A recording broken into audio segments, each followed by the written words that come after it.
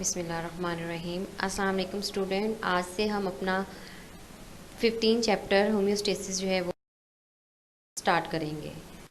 Starting from its definition, what is the definition of homeostasis? The protection of internal environment from the harms of fluctuations in the external environment is called homeostasis. Mean के बाहर चाहे जिस तरह के भी changes हो रहे हों, हार्मफुल चेंजेस, हमारी बॉडी हत्तुल इम्कान कोशिश यही करती है कि उन चेंजेस को अपोज किया जाए, या कह लें कि एक नैरो रेंज में उसका जो इफ़ेक्ट है उसको मिनिमाइज़ किया जाए।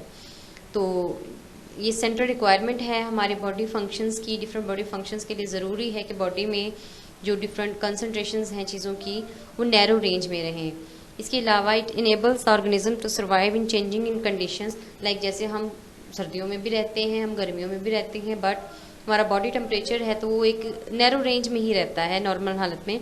तो ये ड्यू टू होम्योस्टेसिस है कि होम्योस्टेसिस के डिफरेंट मैकेनिज्म है जिनके ज़रिए हमारी बॉडी उसको मेंटेन करती है, और ये एवोल्यूशनरी प्रोसेस में भी होम्योस्टेसिस का बड़ा रोल है। तो नेक्स्ट है मैकेनिज्म ऑफ होम्योस्टेसिस। तो मेन जो फैक्टर्स हैं जो एक्सटर्नल इन्वायरमेंट से इफेक्ट होते हैं हमारी बॉडी में, these are water, solutes, temperature and waste. ये वो मेन फैक्टर हैं जिनमें चेंजेस हमारी बॉडी पे बहुत ज़्यादा असरअंदाज हो सकती हैं और जिनको नैरो रेंज के अंदर रखना बड़ा ही ज़्यादा ज़रूरी है, और यही फैक्टर ज़्यादा इफेक्ट भी होते हैं। इसीलिए हमारी बॉडी इन्हीं फैक्टर को होम्योस्टेसिस के ज़रिए मेंटेन करने की ज़्यादा कोशिश करती हैं।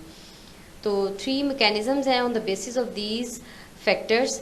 तो फर्स्ट वन मैकेनिज्म है ऑस्मो रेगुलेशन, जिसमें maintenance of water and solute concentration is done inside the body as compare to the outside environment. और नेक्स्ट है हमारा एक्सक्रीशन। तो elimination of nitrogenous waste from the body is called excretion. Main जो वैसे waste material के उसकी को भी कहते हैं, पर मेनली जो एक्सक्रीशन है वो नाइट्रोजनस वेस्ट से रिलेटेड है। आपने फर्स्ट ईयर में इजेशन पढ़ा है, वैसे तो उसमें भी वेस्ट प्रोडक्ट्स ही बॉडी से एक्सक्रीट आउट किए जाते हैं, एक्सपेल आउट किए जाते हैं, लेकिन एक्सक्रीशन एक सेपरेट कैटेगरी है फ्रॉम जो है इजेशन, जिसमें हम नाइट्रोजनस वेस्ट को डील करते हैं, जिसमें किडनीज वगैरह आगे हम पढ़ेंगे भी उनका रोल होता है। Thermoregulation, the maintenance of temperature within tolerable range, that is called thermoregulation. These are 3 main mechanism of homeostasis. तो होम्योस्टेसिस के कंपोनेंट्स मैकेनिज्म में कौन कौन से आ जाते हैं? तो मेन जो कंट्रोल सिस्टम है वो वर्क करता है to maintain the internal state within a narrow range as compare to external environment. तो ये ऑर्गेनिज्मिक लेवल पे भी होता है और इंडिविजुअल सेल लेवल पे भी एक कंट्रोल सिस्टम, एक कंट्रोल लेवल लगा हुआ होता है। तो ये कुछ हद तक फिजिकल कंट्रोल सिस्टम के साथ मिलता जुलता होता है। जैसा कि हम इस्त्री, आपने देखा होगा इस्त्री में पॉइंट बने होते हैं, एक पॉइंट पर टेम्परेचर सेट हो जाता है तो उसके बाद वो बंद हो जाती है। तो जो उसके अंदर system physical temperature detection system लगा हुआ है, इसी तरह से कंट्रोल सिस्टम ऑर्गेनिजम्स की बॉडी। तो यहाँ आप देख सकते हैं ऑर्गेनिज्म लेवल पे कंट्रोल सिस्टम है और एक सेल लेवल पे कंट्रोल सिस्टम है, जहाँ पे जो है वो फ्लक्चुएशन को नैरो रेंज में रखा जाता है। इंटरनल जो ऑर्गेनिज्म लेवल पे है उसका एक्सटर्नल इन्वायरमेंट जो है वो ओवरऑल एक्सटर्नल इन्वायरमेंट है, और इंटरनल इन्वायरमेंट उसका एक्स्ट्रा सेलुलर इन्वायरमेंट आ जाता है। जबकि सेल की बात की जाए तो उसका जो एक्स्ट्रा सेलुलर इन्वायरमेंट जो कि ऑर्गेनिज्म लेवल का जो है वो इंटरनल इन्वायरमेंट था, इसका वो एक्सटर्नल इन्वायरमेंट हो जाएगा, और सेल के अंदर का इन्वायरमेंट फिर वो सेल लेवल के कंट्रोल सिस्टम का इंटरनल इन्वायरमेंट हो जाएगा।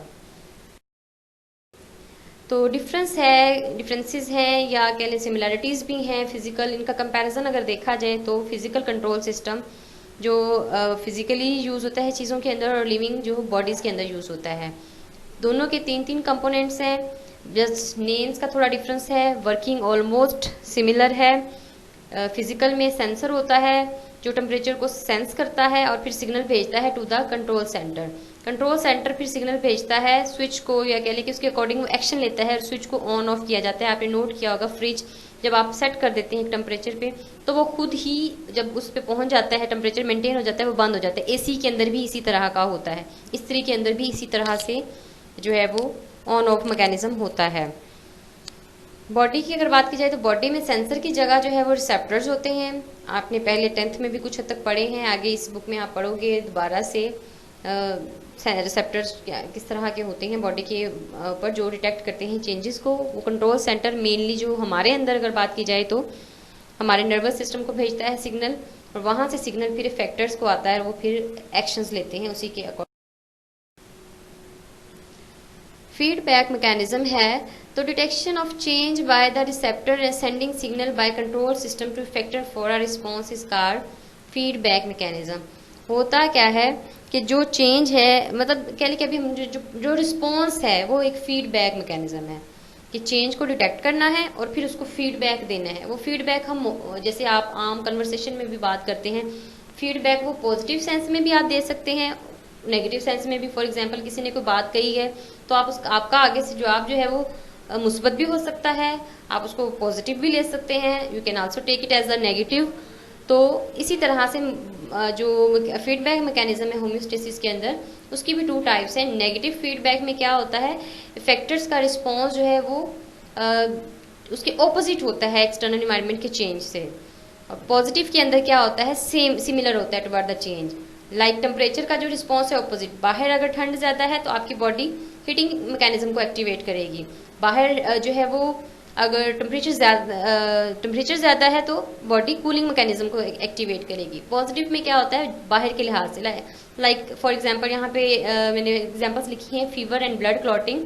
तो जब फीवर होता है तो अगर बाहर टेम्परेचर ज़्यादा तो बॉडी का टेम्परेचर और ज़्यादा बढ़ जाता है, वो फिर ठंडी पट्टियाँ वगैरह करने से आपका टेम्परेचर लो डाउन आता है। तो ये चीज़ ब्लड क्लॉट फॉर्मेशन है तो वो भी इसी के अंदर आ जाती है। तो ये मेन ब्रीफली आपकी डिस्क्रिप्शन थी होम्योस्टेसिस की। फर्स्ट जो है वो आपका लेक्चर यहाँ पे ख़त्म होता है। Thank you.